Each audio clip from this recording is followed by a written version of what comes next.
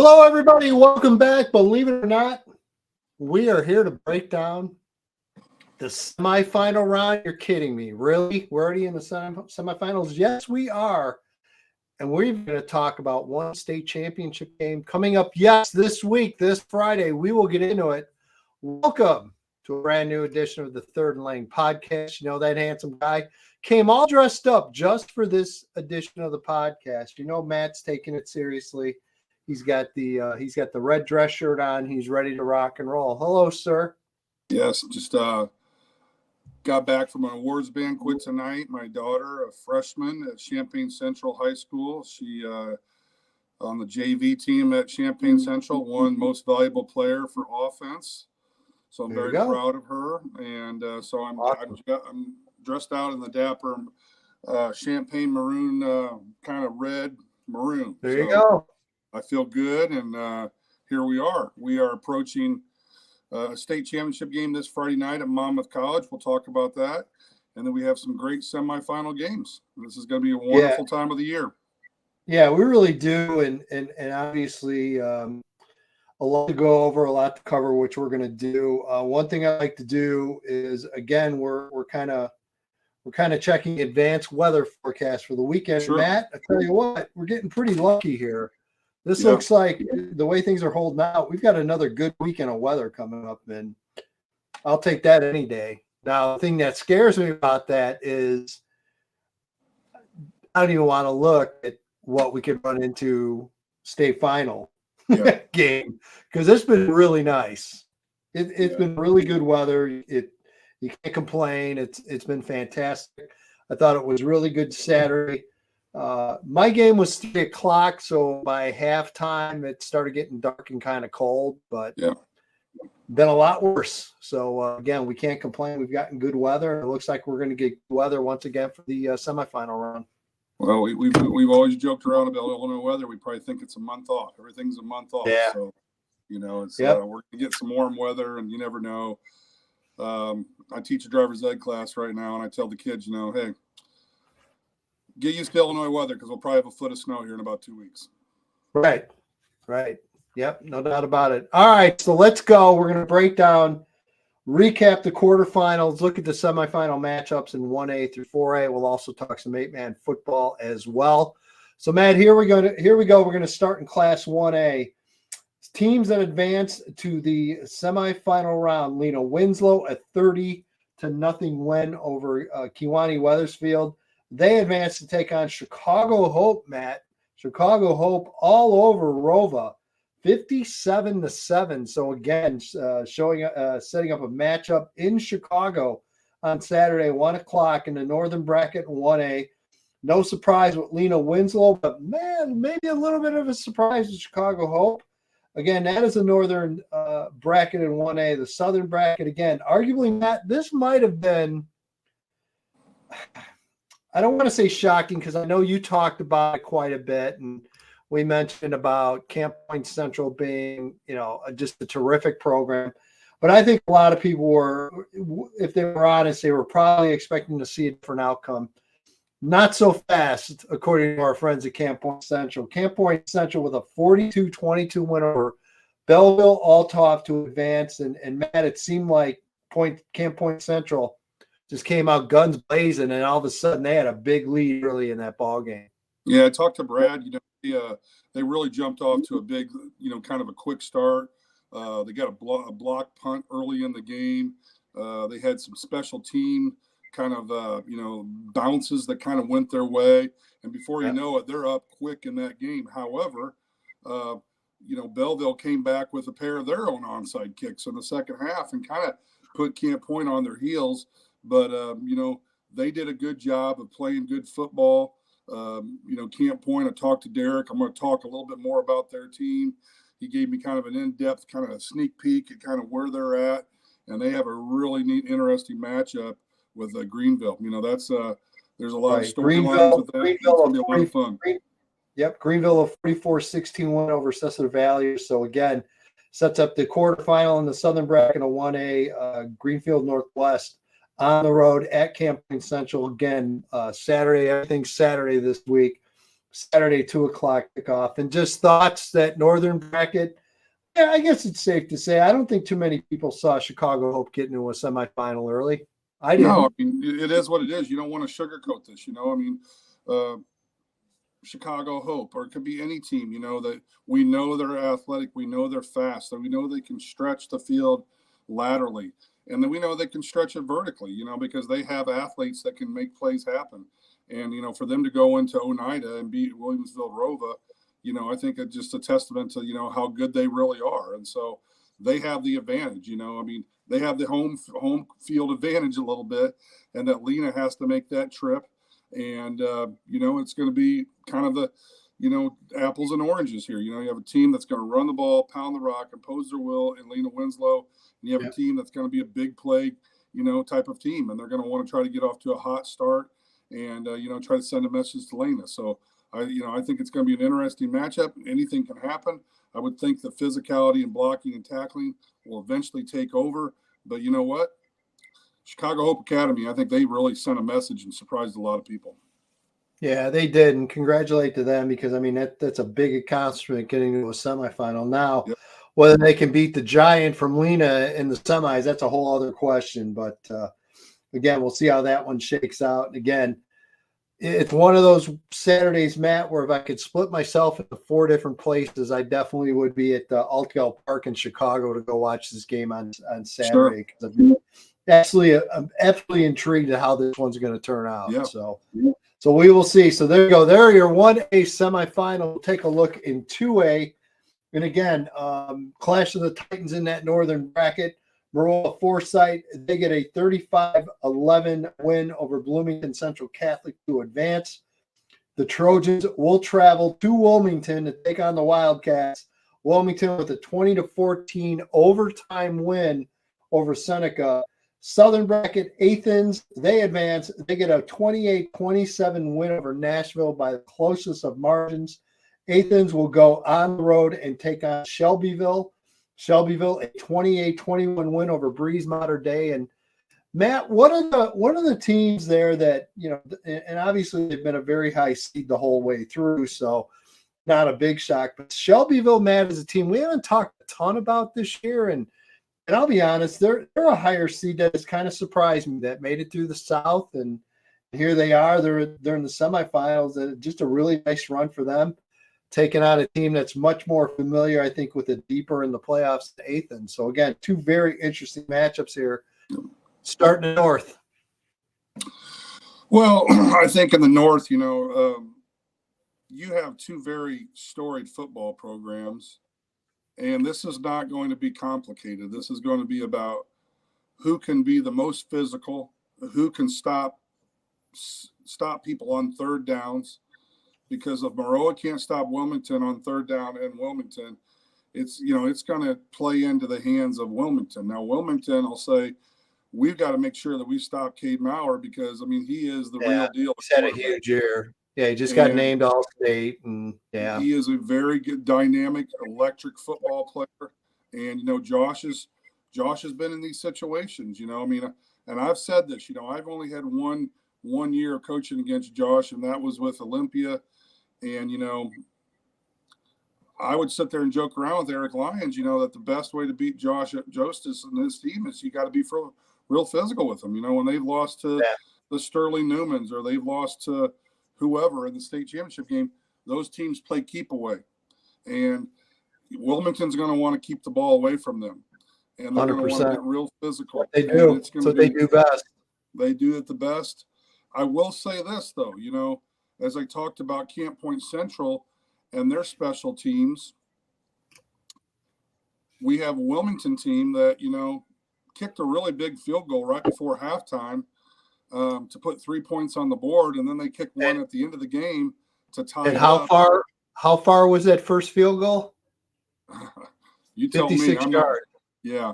So they've got they've got the leg and they've got that X factor because we got sunny skies, but we might have some windy winds. And you know what? Special teams and field position is very, very key. And so Wilmington sends a message, heartbreak hotel for Seneca. And then, down in the South, I mean, we're going to have a great matchup there. I mean, Billy Duckett, I think, is one of the most underrated coaches in the state of Illinois. He's turned the Shelbyville program into a very good team. They have the team that can win a state championship.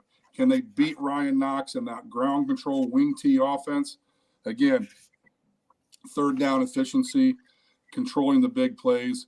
If Athens can do that, I think we're going to have an Athens-Maroa rematch in the state championship. But I would not be surprised if it's Wilmington. And, I mean, I could see Wilmington winning that game, And I think, down there in the South, I think it's just going to be really, really interesting to see what happens. Yeah, no doubt about it. So, again, could be Shelbyville or Wilmington, just as easy. A little plug for my radio show on Thursday nights on 1340 WJ. Well, just follow me on Twitter. We put links out all day. Jeff Reentz will again join us on the show, and we'll get his thoughts on the semifinal matchup with Maroa. Jeff had some interesting things to say last week on the show, including his thoughts on the Northern bracket in 2A. And let's just say that Jeff is not very shy about telling us how he feels the way this worked out. And we mentioned specifically about how strange it is having Maroa in the northern part of the bracket, and it's even stranger seeing these two as a semifinal matchup. So Again, sure. It is what it is, and I think they both knew that they were coming right at each other. So it'll be a great game. Now again, Maroa's got to play off the turf. They're playing on mud. They're going to play on grass at Wilmington. It's been, honestly, folks, it's been pretty dry up here. It's been pretty nice weather. So I'm going to imagine that field is generally in pretty good shape, and especially the way the weather's been, I think that field could be in outstanding shape for Saturday, because I think there's a chance tomorrow or like one day there's like a 30-40% chance of drizzle up here. Outside of that, it's supposed to stay sunny and at least in the 50s over the weekend. So that's pretty good football. So that should definitely help out Maroa with their spread offense. But by the way, Maroa fans, get there early, see the pregame, see the motorcycle. Just go on YouTube and check it out and be there in person. Because I don't care what side you're rooting for. It's just cool. It's one of the coolest pregame introductions you're going to see in high school. And it'll start getting dark out. It's going to be 4:30. So it's going to be just get a little bit dark. Twilight, but it'll be dark enough, and it'll be very, very cool. So there'll be fireworks, there'll be all kinds of stuff. So definitely get out early and see that at Wilmington for sure. It's a unique experience as a fan going to Wilmington for high school football. Great. It's the equivalent of think of all the great high school college traditions we have. Well, and it's smaller, which is cool. Yeah. It's basically a junior high field is where they play. Yeah. The high school is located just the other side of the football field. It's kind of trees around that area. It's hard to see the high school from there, but it's very close. And they actually have a nice field for practice that they use. But tradition and everything else, they've played at that field for years and years and years, and that they're not going to change that anytime soon. It's just so unique for them. So there you go. There's my plug for Wilmington football to go see that game. Now, let's work our way to 3A. Again, the results in Class 3A. Byron gets a 63-15 win over Dupec, Matt Lang. And Byron continues to absolutely roll. And I had some good questions over the weekend. One of them were from various fans and what have you, wanting to know if Byron could running clock 14 weeks in a row. I don't know. They're getting close. It's going to be a different animal this Saturday. But that's what I kind of. I will talk about that, because that running clock we're talking about, it's had an effect a little bit in terms of their personnel and how many kids they're playing, and I'll talk about that a little bit later. Okay.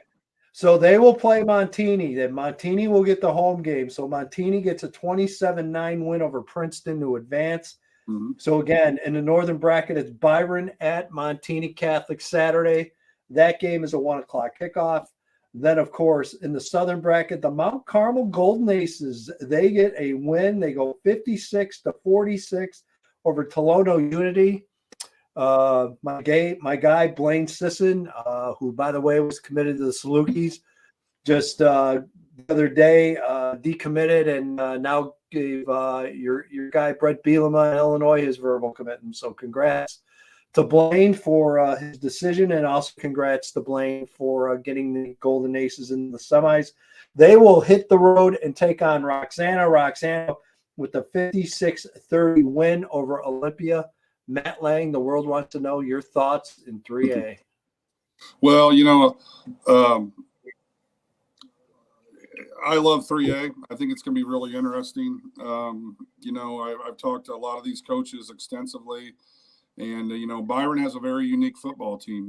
They since the minute that they kind of beat up against IC last year, they've had an enormous amount of kids in the weight room at 5 o'clock in the morning, 2 weeks after the season ended. And it's kind of weird, all the success that Byron's had, they always have their semifinal games on the road.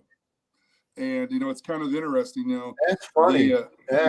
Weird. They really have not had, I think they've had maybe one semifinal game at home over all these years. And so they usually have home field advantage, and then they have to go on the road. And, right. I think we kind of know what they've done in the past. But when you talk about that running clock, Can we talk about changing that, or do we have to let that go until after the season? What's that? Yeah. More and more people want to go to the true seeding when you get to this round to host the home game. Sure. Yeah. No. And with Byron, they have about 8 running backs, and that's no exaggeration. Right. But that's spearheaded by Caden Considine. He's a sophomore. He's about 6 foot, 210 pounds, competitive, tough, smart. They rotate some quarterbacks in there. Aiden Shanks, the quarterback, he's a senior, but Andrew Albert's a freshman, and he's the next big deal coming up through Byron football. He's going to be electric. And right now, when you watch him, he doesn't act like a freshman. Braden Knoll, Ashton Hinkle, Kai Aiken. We haven't really talked about him. Everett Wickman, Jacob Ross. All of these running backs.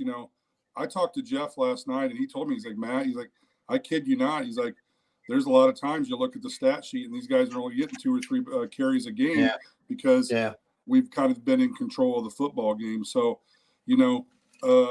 Jeff is concerned. This team that he's playing, Montini, they're bigger. They're physical. They have a running back in the Marr kid is about 5'10", 190 pounds. They have a wide receiver by the name of Florio that is just dynamic. And let's face it. This comes out of Jeff's mouth. The strength of schedule. They're battle tested. They're battle Montini tested. Battle tested, 100%. But he will say this. He has 18 starters back. Jeff does, and he. When you have a lot of kids out for football, you're going to have to play some younger kids if you're building a program the right way. If you're going to be playing a lot of one-way players, you're going to get a lot of younger kids that have been playing. So he has 18 starters back, and he flat out says it, we're used to big games, and we care about winning. We're a cohesive group, and, he really likes his team. So, it's going to be interesting. You get down there in the South, and what can you say? Blaine Sessions and Unity, Blaine Sessions and Mount Carmel sent a message to Unity, and it was the Blaine Sessions show. They did a great job. They have some other players. They have a kid by the name of Asher Kite. He's a very good athletic wingback, running back, linebacker, and then Connor Shelby, excuse me. He's a physical specimen. Yeah, he's 6'5", 280 pounds. He's very physical. But on the flip side of that, a team I think will come out of the South. I think Roxanne Shells and Wade DeRise has the team. Evan Wells is a 6'2" kid. He's already gotten a Division II offer from Minnesota Duluth. Andrew Ellis, he's already been offered by Austin Peay. He's visited Lindenwood. He's really interested in going to University of Illinois. Bottom line is that Wade DeVries has 3 solid running backs. And in that wing T offense where it's up tempo, it's very, very hard to stop, and there's a lot of guys that are kind of wanting to know how Wade DeVries does the new thing. And the new thing right now is turbo tempo. It's turbo wing T, and it's very, very fast.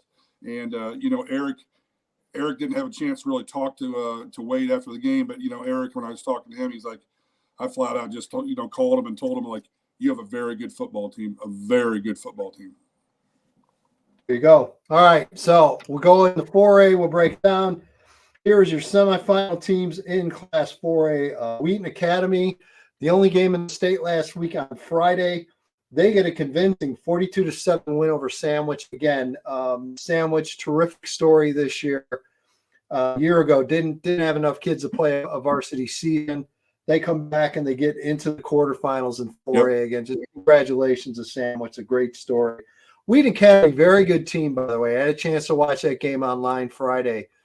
Very impressive. Again, just able to mix things up really well, run and pass.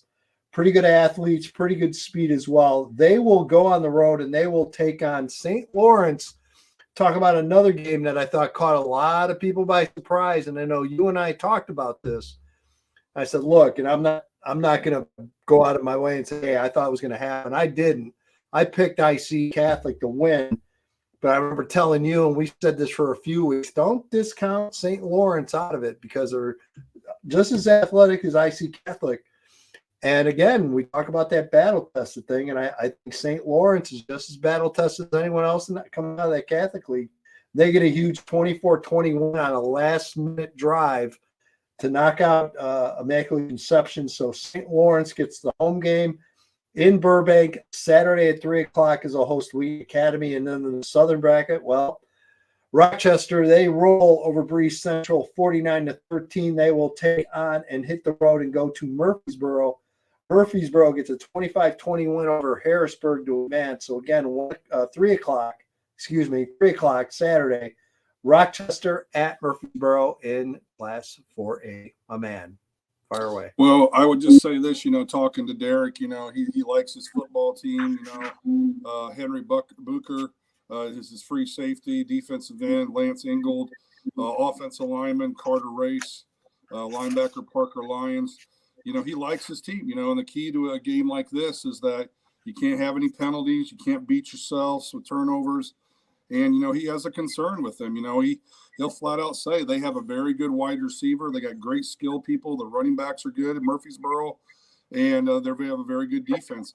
And this is the first long trip for Rochester since week 1 when they played at Peoria. So it's going to be really interesting to see how that goes. I think that wide receiver's name for Murfreesboro is Carmelo Abernathy, and I think that's the name that we got to kind of remember. He's by far their best wide receiver and defensive back.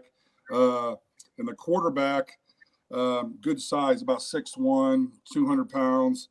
And, it's going to be, I think his name is Gibson Fogger or something like that. He's about 6'3", he's a junior. So, Murfreesboro passes that litmus test. And, you go back up to that north, I'd just like to say this, Wheaton plays pretty darn good defense. And this St. Lawrence team, this St. Lawrence team being battle tested, whoever comes out of that north, I think they'll give, if Rochester wins, which I think they will, I think they'll give Rochester a good game. I really do, because I think just them being battle tested, they're not going to be afraid by what comes out there. Yeah. So again, we will definitely be back next week. We'll have, I don't know, Matt, we'll figure it out. Either Tuesday or Wednesday next week, we'll have an edition. Sure. And we'll have our state final picks and what have you, and we'll break it down then. But yeah, certainly some terrific semifinal games in 1A through 4A. 8-man football, my friend. We have a state title game this Friday night, Monmouth College. It will be Amboy with a 40-6 win over Polo to advance to the state championship game. They will take on Ridgewood. Ridgewood got a 28-26. I believe you said last minute win, correct? Yeah. Pat Elder's team. Ridgewood takes on Amboy. Again, that game is Friday night at Monmouth College for the 8-man state title. Yeah, I think it's going to be a really good game. Earlier in the year when I was talking to, all of my 8-man guys, from Jim Morrow to Jason Kirby, Pat Elder, Nate Watson over at STM, they all said that, the Amboy is just physical, and I got that reaffirmed and reconfirmed from Greg King, who works in the Coaches Association with me. Greg King used to be the coach at Sterling, and he's a Rock Island Rock and an Augustana legend, and he told me, he's like, Amboy is big, but they're very physical. Pat Elder's Ridgewood team is in the state championship because they've won some games, and their only 2 losses were to Amboy and to Polo. Like I said earlier, 48-42, 46-40, something like that, back-to-back losses in the middle of the year. And now they have that chance. They had the 4.5-hour trip down to Martinsville. They were down 26-20, and then it came down to like the last play of the game. They made the long drive. They go in, they punch it in, they run a counter to go up 28-26, and the rest is history. So it sets up this neat matchup between Amboy and Ridgewood. So you have a team that's kind of in the Midwest there. When I say Midwest, the central part of the state. Right. Ridgewood will be about 45 minutes away from Monmouth. Amboy will be making that trip down just like Polo did last year, and I think it's going to set up for a great thing. I've looked at this. I think it's just going to go right down to the wire, and I mean, any team can win. I think Amboy's probably the favorite, but again, I'm personally rooting for Pat Elder. I'd love to see him get a state championship, and he's an awfully good coach. Yeah, that's your guy, so I totally get it 100%. All right, so that is our kind of overview and breakdown of the quarterfinal games and the semifinals. That's got to leave. Well, I don't know if I'll call it the best part of the episode every week, but it's getting there. It's getting close. So again, it's time for match 4 quarters in overtime. Oh yeah. So I'm trying. So the theme tonight. Thank you. If I could read, that would help. Certainly helps the job. Yeah. Rock and roll music is the theme. Yeah. Hey, yeah. rocker. Yeah. You should add your Halloween costume on. Yeah. A little rock and roll, a little rocking out, No, please. No. Just move forward. All right, so let's get into this. We'll start in the first quarter. 70s rock.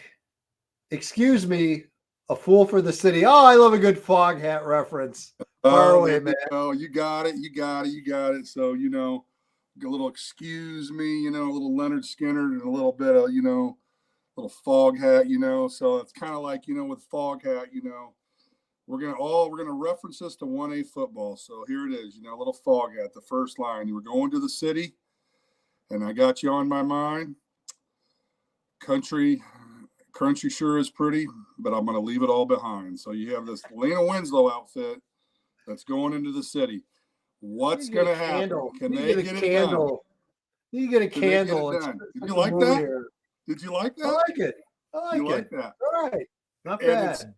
And what we have brewing potentially is that you have these 2 teams that could potentially win and have a colossal matchup in the state final of Lena Winslow and Camp Point Central. However, excuse me, there are a couple other teams involved, and I think it's going to be interesting to see what happens up there at the game in Chicago. And I will also say this, that Greenville team, when they played Camp Point last year in the quarterfinals, they had them down 12-0. And they have everybody back. They're very, very good. Don't be surprised if Greenville pokes their head in that state championship, because they have a very good football team. And, Joe Pembroke is the head football coach. His son Dylan is 6'1", about 195 pounds. He's a 3-year starter. They do the RPO a lot. He's over a 2,000-yard thrower. Cohen Vetter is the running back. He's 5'11", 165 pounds. He's very shifty. And they have a very good wide receiver in Nathan Nord, 50 catches. He's 5'11", 150 pounds. To me, this Greenville team looks carbon copy like a Moweaqua Central A&M team that got into the state championship a few years ago up there at DeKalb. I wouldn't be surprised if Greenville wins this game, but talking today with, the Camp Point coaching staff and Brad Dixon, they're awfully confident. They're awfully confident. And as far as that game up in Chicago for our Lena Winslow fans, I just hope it's not a slow ride into the city. Woo, Had to do it. Had to do it, Matt. Sorry. That's Had to good. do it. That's good. All right. Good. Second quarter, 80s rock. Oh, boy. Now you're really getting into it. 80s rock, that guitar that really make a difference. Well, that guitar riff is what I meant to say. And, Okay. you know, is that the guitar really does make a difference. You know, you think about like in my high school years, you know, you think about Bon Jovi, Motley Crue, Van Halen, Metallica. I can remember when I was in my chemistry class and I had a buddy that went to a concert in Cedar Rapids, Iowa at the Five Seasons Center. And he came back the next day and he goes, Matt, my dad and I watched this band open up for Motley Crue and they're called Guns N' Roses. And this guy has like pink hair, but there's this guy that wears this funny hat and he has weird hair and his name's Slash. He's really, really good. He's a really good guitar player. My point is all these bands have great guitar players. I think when you get into 2A, you got some really neat presences about those teams. Josh Josephs, Coach Reitz, okay? And I just really kind of like that matchup right there. You get down there in the South, and I think it's going to be interesting to see Billy Duckett's team and their athleticism with the big quarterback and the wide receiver going against a team that is, let's just call it how it is. It's 3 yards in a cloud of dust. And if you can't stop it, if you can't stop it, you're not going to stop it. Are we going to see a lot of neat big names in that state championship in 2A? I think it's going to be really interesting. I very much think it's going to be a rematch between Maroa and Athens. Okay, we'll see how that shakes out. Third quarter, 90s rock, pretender to a contender, Mr. Lang. Well, you know, and I think in 3A, you know, I think about the Foo Fighters, you know, and I think about the song that, you know, the Pretender song that they have, and it's just a rock classic. And, you know, you got some teams in there that, you know, are they going to be pretenders or are they going to be contenders, you know? And 3A, I think it's just really, really, really going to be interesting to see kind of what happens, you know? I just, I want to see what happens, you know? I want to see if, you know, Mount Carmel with this dynamic playmaker, if they can go in on the turf and make something happen, you know? Are they a pretender? Them and Roxana, whoever comes out of that South, they're going to be the pretender that wants to be the contender, and they're going to be taking on somebody that, let's just call it how it is, has had a lot of storied tradition on the turf. Byron's been there several years in a row, and Montini speaks for itself. Their tradition never graduates. So if we're assigning band names to schools, what would Byron be? Black Sabbath? Old school? Metal? Loud? Yeah. I don't know. Fancy? Black Sabbath is good, Tim. Yeah. Thank you. Yeah. So yeah, that's kind of my thought when I think of their style, and definitely Black Sabbath. I don't think there's any doubt about it. It's very simple, you know. It's very it's but that was Black Sabbath.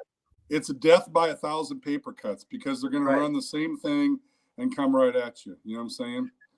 You listen to a Black Sabbath, and then you listen again, and there are people who talk about all these speed metal bands and everything being so heavy.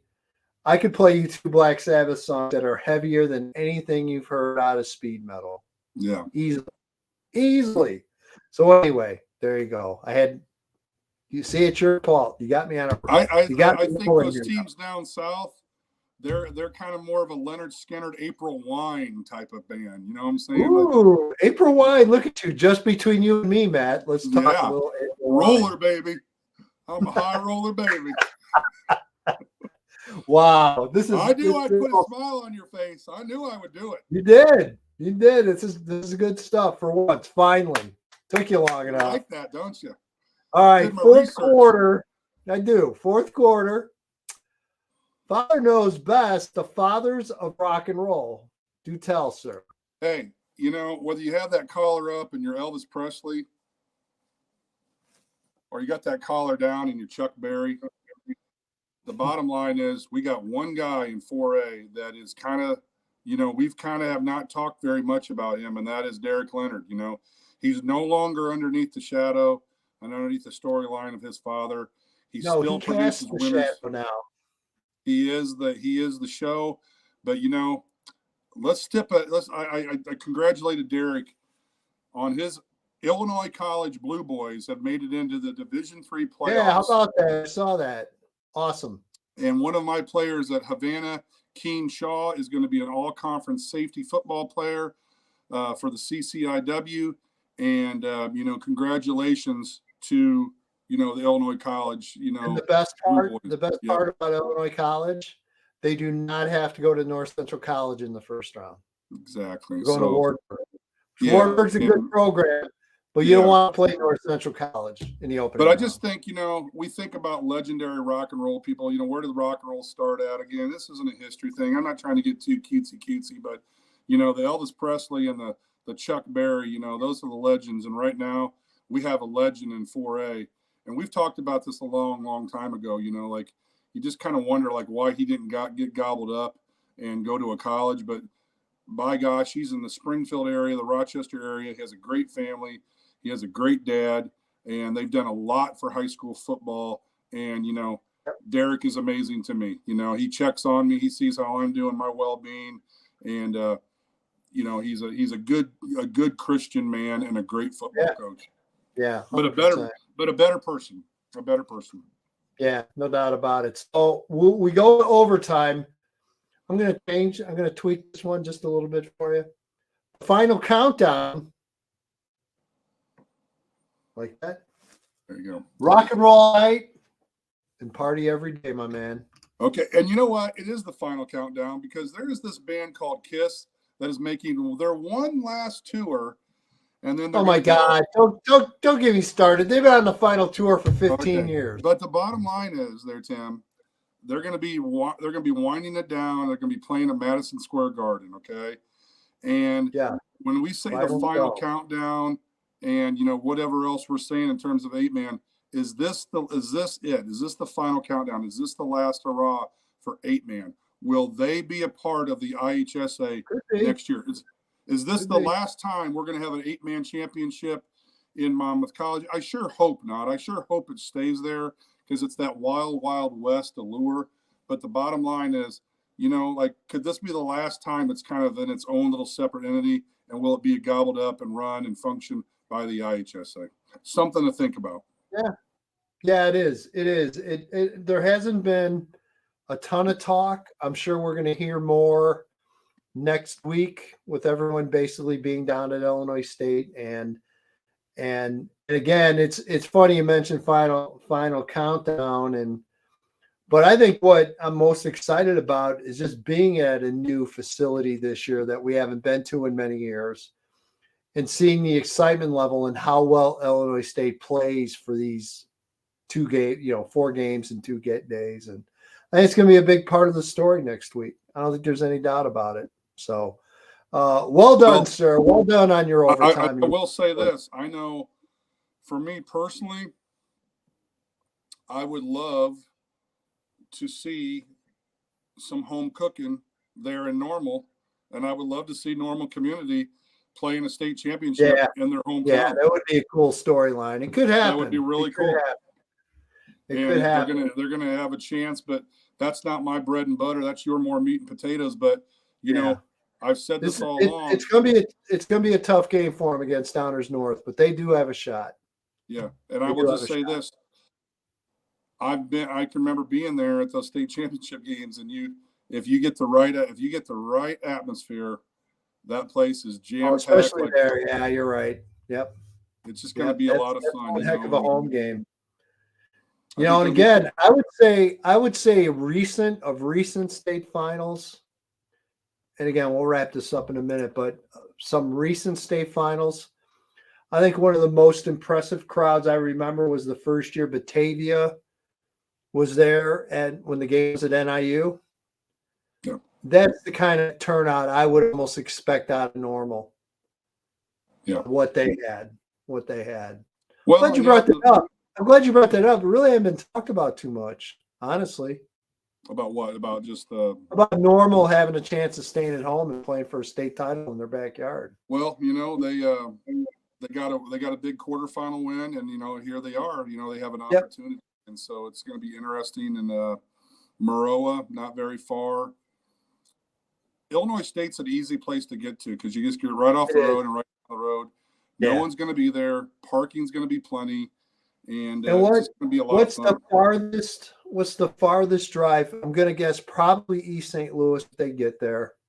Probably have the longest drive. And what are you talking? 3.5 hours probably for them? Athens is not that far, I mean, So I mean, it works on so many levels. And again, that's for next week. We'll get into that. Yeah, but it's going to be a lot of fun. I mean, I'm looking forward to it. I mean, I'm just really excited, and hopefully we can, keep the good weather. But at the same time, Illinois State's ready. They have the facility right now, ready to go. And the town's ready. There's lots to do. There's lots to eat. You can find all kinds of things. We'll talk about that next week too. We'll give you a little preview. And I've spent enough time. Hell, I've spent enough time this year down at Illinois State, let alone over the years. I know you have as well, so we can give people some pretty good ideas of some good places to go and what have you in between. So, all right, we'll do it. Anything else you want to add? No, I'm just really excited. This is a great time of the year, and we're getting ready to, be thankful and eat food and watch a lot of football. And, it's just going to be exciting. It's going to be really, really exciting. Yeah. And what can you say? We're ready. I'm ready for it. Yeah, I am too. All right. So for Matt Leng, I'm EDGYTIM. Thanks, everybody. We will be back. We will have one more episode. We'll have a couple more episodes. We'll have one more episode next week. Could be Tuesday night, could be Wednesday night, but we'll definitely have it here before we go into the Thanksgiving holiday. We'll give you our preview of the state final games. And as I mentioned, we'll paint a picture a little bit with Illinois State if you haven't been down there for a while, and get you set up for the state title games. And we'll recap the 8-man final. So, again, Matt, that'll do it. Appreciate it, everybody. Have a great week. Go see a game, and we'll talk to you around the